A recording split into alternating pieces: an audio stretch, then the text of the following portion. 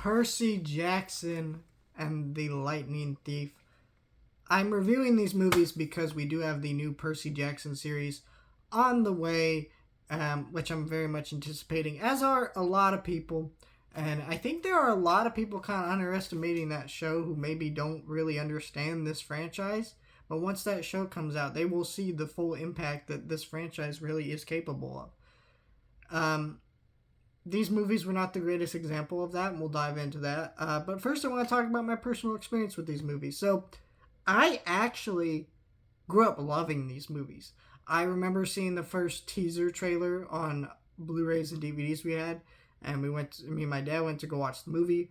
The first one, I really enjoyed it. I don't remember a lot about watching it in the theater, but when the second one came out, I was hyped. I freaking loved the second one. When I was in the hospital, they actually screened us the movie so I got to see it a second time.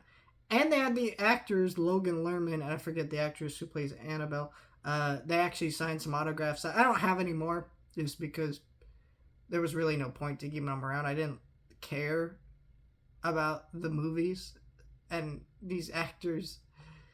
They were working the best they can with what they were given, but like, why do I care, to have autographs like that? So I just got rid of them. But, so that's kind of my experience with these movies.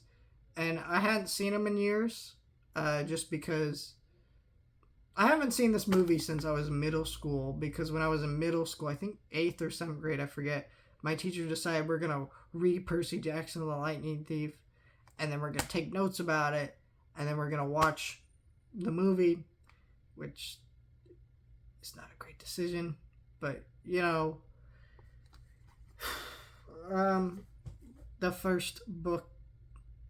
first movie is just not very good, and it's for multiple reasons. This movie is kind of one of those movies, even though it got a franchise, which it got a sequel, right? This movie is so poorly bad. This movie is so poorly put together. Sorry, my grammar. That it just ruined this franchise of films from the jump. First of all, there is so much wrong with their adaptation.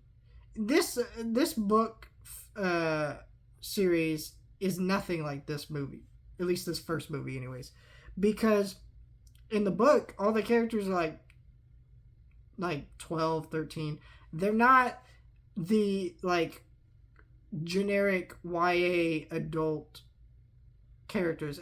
It's so weird, right? Because Harry Potter started with them being kids. But it feels like every other YA young adult storyline is now just trying to jump to them being in their mid-20s and adults.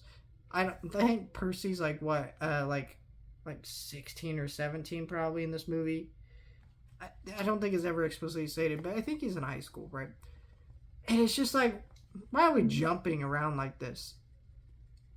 There was you could just tell it was just to make they have a template of what they want these YA young adult movies to be. Like, the way this movie looks is just ugly, like the color palette, but it looks similar enough to those Harry Potter movies, or some of the other YA adult movies. The actors don't really fit the characters and aren't the correct age, but they look similar enough to those other YA movies. It's a lot of that kind of decision making that really does harm this movie and just tear it down a little bit. Also, so this movie's just boringly directed, which is kind of sad because this movie's actually directed by Christopher Columbus, who is actually a pretty good director. He's done stuff like Home Alone and other movies. It's been a while since, he's put out a truly great film. He's kind of like another Robert Zemeckis, where he's kind of gone through a weird phase. The Robert Zemeckis makes more movies than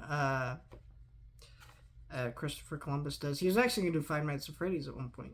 Fun fact. But yeah, it just kind of this doesn't even feel like it was directed by a human being. It felt like it was directed by a template, like a studio. And you could feel that just the whole energy of the movie is just bad.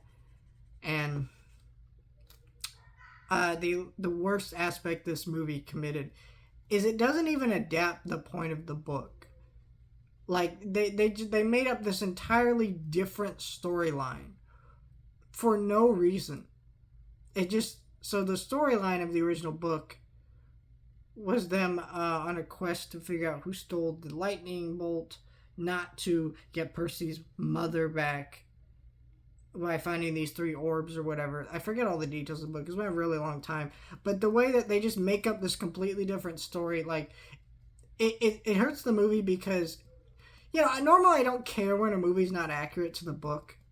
But what the story that they gave us instead is just bad because it's just like, it's a fetch quest. Get the MacGuffin story, right? But the story of that is just bad in the sense that get the fetch quest means that it's just a very generic story that you've seen 100 times. Get the MacGuffin. And that's where we're at with this movie. And so it just left me feeling just like nothing really about it stood out to me. All the acting is bland. I mean, there's some actors you can just tell they're just not given anything. The only actor I think did really good is the half horse dude that was Percy's teacher at the beginning of the movie. I forget the character's name and the actor, but he is actually a pretty good 1-to-1 of what you expect that character to look like in the show, in live action or in on-screen form, I guess. But everybody else just nothing. There's just nothing to this movie. It's boring. It's not interesting. It just is just disrespectful to the source material. The author has openly talked about how much he does not like these movies. And he's very heavily involved with the TV show coming out, which is good, as you should. I mean, it's your creation, so I don't know. There's nothing here for this movie, but it's not the worst movie ever made. I think some people do over-dramatize how bad this movie is. The real problem with this movie is it's just bland. It's just generic, and it doesn't really serve any purpose other than being a bland, generic movie. As someone who likes Percy Jackson when I grew up because of these movies, I do have a soft spot for it, but I'm not going to pretend that these are good movies or ever really rewatch them again. I might keep this Blu-ray just to, as a childhood memory, I guess, that I'm fond of.